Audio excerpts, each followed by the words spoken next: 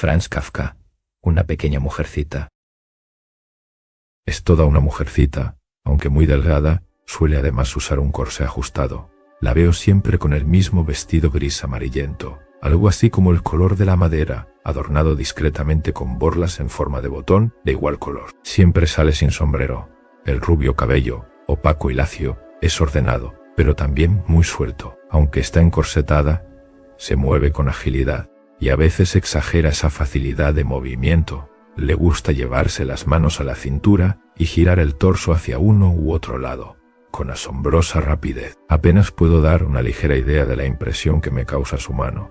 Si digo que jamás he visto una cuyos dedos estén tan agudamente diferenciados entre sí como la suya, y sin embargo no presenta ninguna peculiaridad anatómica, es completamente normal. Ahora bien, esta mujercita está muy descontenta conmigo. Siempre tiene algo que objetarme. Siempre cometo toda clase de injusticias con ella. Cada paso mío la irrita. Si la vida pudiera cortarse en trozos infinitesimales y cada pedacito pudiera ser juzgado, estoy seguro de que cada partícula de mi vida sería para ella motivo de disgusto. A menudo he pensado en eso. ¿Por qué la irrito tanto? Podría ser que todo en mí ofendiera su sentido de la belleza, su idea de la justicia, sus costumbres, sus tradiciones, sus esperanzas. Hay naturalezas humanas muy incompatibles, pero ¿por qué se preocupa tanto por eso? No hay en verdad ninguna relación entre nosotros que la obligue a soportarme. Debería decidirse a considerarme un perfecto desconocido, lo que en realidad soy, teniendo en cuenta que semejante decisión no me molestaría, más bien se la agradecería mucho. Solo debería decidirse a olvidar mi existencia, una existencia que nunca quise obligarla a soportar y jamás querré, y evidentemente todos sus tormentos terminarían. Hago total abstracción de mis sentimientos y no tengo en cuenta que su actitud también es para mí, naturalmente, muy dolorosa, y no lo tengo en cuenta porque reconozco perfectamente que mis molestias no son nada al lado de sus sufrimientos. De todos modos, siempre he sabido que esos sufrimientos no son causados por el afecto, no le interesa en absoluto mejorarme, y además todo lo que en mí le desagrada es justamente lo que menos puede impedirme mejorar. Pero tampoco le importa que yo progrese, solamente le importan sus intereses personales, que consisten en vengarse de los sufrimientos que le provoco, e impedir los sufrimientos con que pueda volver a amenazarla. Ya una vez intenté indicarle la mejor manera de poner fin a este resentimiento perpetuo, pero solo logré suscitar en ella tal arrebato de furor, que nunca más repetiré esa tentativa. Además, esto representa para mí, si así puedo decirlo, cierta responsabilidad, porque por menos intimidad que haya entre la mujercita y yo, y por más evidente que sea que la única relación existente es la irritación que le produzco, o más bien la irritación que ella permite que yo le produzca, no por eso puedo sentirme indiferente ante los visibles perjuicios físicos que le produce. De vez en cuando, y estos últimos tiempos más a menudo, me llegan informes de que esa mañana amaneció pálida, insomne, con dolor de cabeza y casi incapacitada para el trabajo. Esto hace que sus familiares se pregunten perplejos cuál será el origen de esos estados, y hasta ahora no lo han descubierto. Solo yo lo sé, es la antigua y siempre renovada irritación. Claro que no comparto totalmente las preocupaciones de sus familiares. Ella es fuerte y resistente. Quien puede enojarse hasta ese punto, puede con seguridad también pasar por alto las consecuencias del enojo. Hasta tengo la sospecha de que ella, por lo menos a veces, simula sufrimientos para dirigir hacia mí las sospechas de la gente. Es demasiado orgullosa para decir abiertamente cómo sufre por culpa de mi simple existencia. Recurrir a los demás contra mí le parecería rebajarse a sí misma. Solo la repugnancia, una incesante repugnancia que no deja de impelerla, consigue que se ocupe de mí. Discutir abiertamente algo tan impuro le parecería demasiada vergüenza, pero también es demasiado para ella callar constantemente algo que la oprime sin cesar. Por eso prefiere, con astucia femenina, un término medio, callar, y solo mediante las apariencias exteriores de un sufrimiento oculto, llamar la atención pública sobre el asunto. Tal vez espere, posiblemente, que en cuanto la atención pública fije en mí todas sus miradas, se concrete un rencor general y público, y con todos sus vastos poderes éste consiga condenarme definitivamente con mucho más vigor y rapidez que sus relativamente débiles rencores privados. Entonces se retiraría de la escena, respiraría con alivio y me volvería la espalda. Ahora bien, si estas son realmente sus esperanzas, se engaña. La opinión pública no la sustituirá en su papel. La opinión pública nunca encontraría en mí tantos motivos de reproche aunque me estudiara a través de su lupa de mayor aumento. No soy un hombre tan inútil como ella cree. No quiero exagerar mis méritos, y mucho menos cuando se trata de este asunto, pero si no llamo la atención por mis condiciones extraordinarias, tampoco la llamo por mi falta de condiciones. Solo para ella, para sus ojos llameantes y casi lívidos de ira, soy así. No podrá convencer a nadie más. Por lo tanto, ¿puedo sentirme por completo tranquilo en lo que a esto respecta?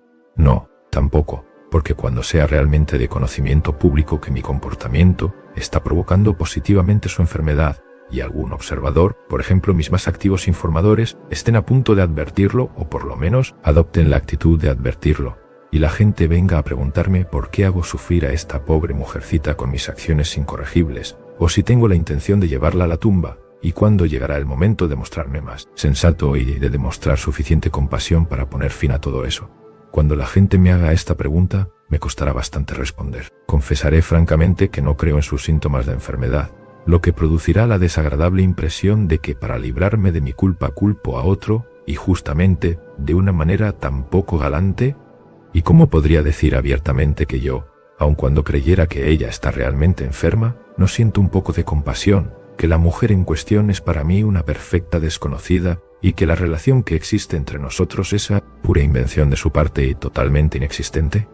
No digo que no me creerían, más bien ni una cosa ni la otra. No se tomarían el trabajo de dudar, simplemente se tomaría nota de la respuesta relativa a una mujer débil y enferma, y esto no me haría mucho honor. Tanto con esta, como con cualquier otra respuesta, chocaría inevitablemente con la incapacidad de la gente de impedir, en un caso como este, la sospecha de una relación amorosa, aunque es más evidente que la luz del día que semejante relación no existe, y que si existiera, se originaría más bien en mí, y no en ella, ya que realmente yo sería muy capaz de admirar en esta mujercita la potente rapidez de sus juicios y la infatigabilidad de sus conclusiones, cuando esas mismas cualidades no estuvieran al servicio constante de mi tormento. Pero en todo caso, ella no muestra el menor deseo de llegar a una relación amistosa. En eso es honrada y veraz.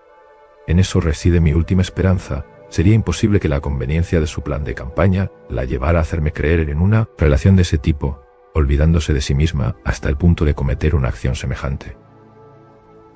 Pero la opinión pública, absolutamente incapaz de sutilezas, seguirá siempre pensando lo mismo en este sentido, y siempre se decidirá en mi contra. Por lo tanto, lo único que me resta es cambiar a tiempo, antes que intervengan los demás, lo suficiente no para anular el rencor de la mujercita, que es inconcebible, sino por lo menos para dulcificarlo. Y en efecto, muchas veces me he preguntado si me agrada tanto mi estado actual, que ya no quiero modificarlo, y si no sería posible provocar en mí algunos cambios, no porque me parecieran necesarios, sino simplemente para calmar a la mujercita. Y he tratado honradamente de hacerlo, no sin fatigas ni problemas. Hasta me hacía bien, casi me divertía.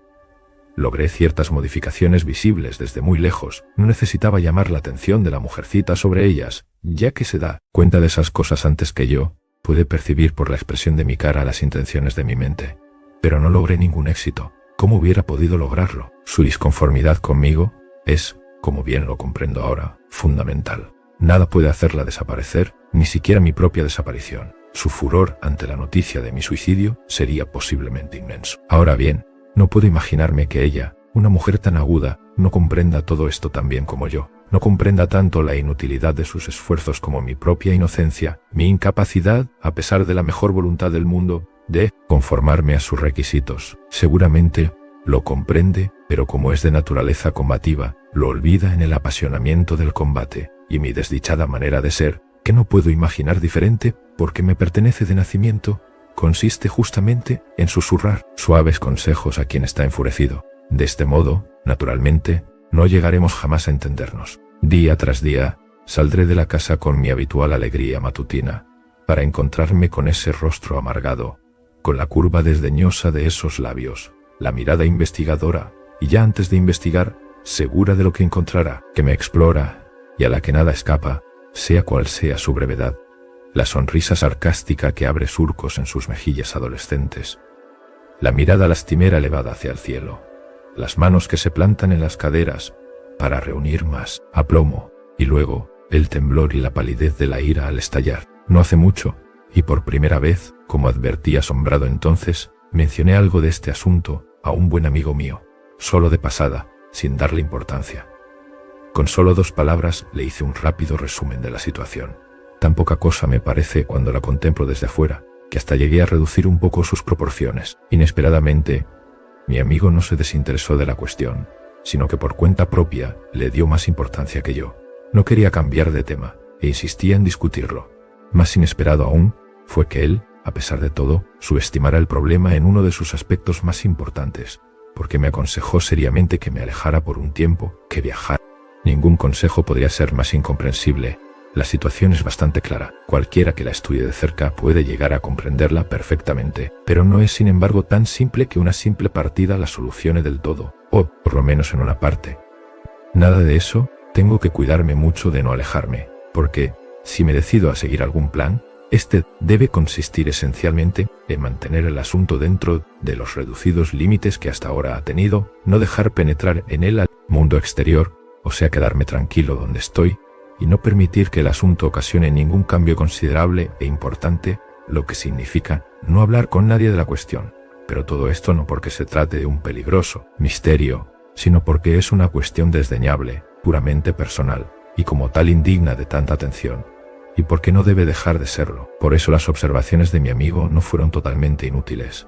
No me revelaron nada nuevo, pero fortificaron mi primitiva resolución. En efecto, si se lo considera atentamente, las modificaciones que con el correr del tiempo parece haber sufrido este asunto, no son modificaciones del tema en sí, sino tan solo un desarrollo de mi actitud ante él, una indicación de que esta actitud se ha vuelto por una parte más tranquila, más viril, más cerca del fondo de la cuestión, y por otra parte, bajo la incesante influencia de estos continuos sobresaltos, por insignificantes que parezcan, ha provocado cierta alteración de mis nervios. Este asunto me preocupa menos que antes, porque comienzo a creer que comprendo que por más cerca que hayamos creído encontrarnos de una crisis decisiva, es muy poco probable que ésta ocurra.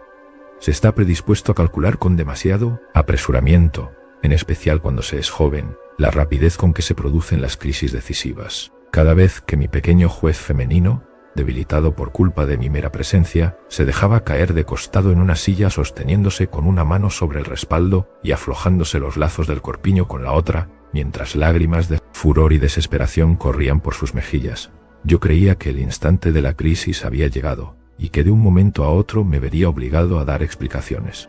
Pero nada de momento decisivo, nada de explicaciones. Las mujeres se desvanecen con facilidad, la gente ni tiene tiempo de ocuparse de sus manías.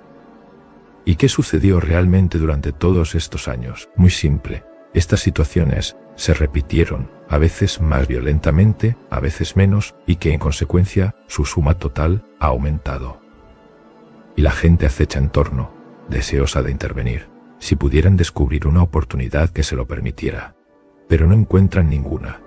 Hasta ahora se han visto obligados a reducirse a lo que podían olfatear en el ambiente, y bastante había como para mantenerlos ampliamente ocupados, pero allí terminaba todo. Pero siempre ha sido fundamentalmente así. Siempre existieron esos inútiles espectadores y esos olfateadores que excusaban su presencia con pretextos ingeniosos, con preferencia de parentesco, siempre espiando, siempre olfateando toda clase de pistas, pero la consecuencia de todo esto es simplemente que allí están todavía. La única diferencia consiste en que poco a poco he llegado a conocerlos y a distinguir sus caras. En otros tiempos yo creía que acudían paulatinamente de todas partes, que las repercusiones del asunto aumentaban y provocarían por sí solas la crisis definitiva.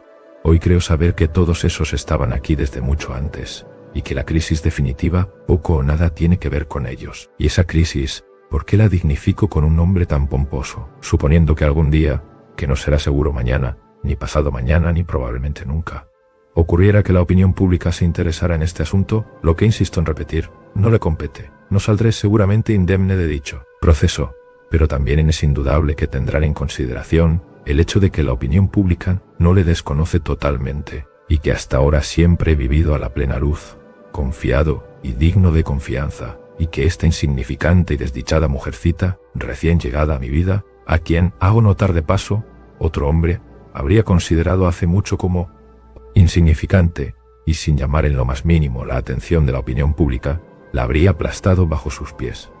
Esta mujer, en el peor de los casos, solo podría agregar un odioso adorno al diploma que desde hace tiempo me certifica ante la opinión pública como miembro respetable de la sociedad.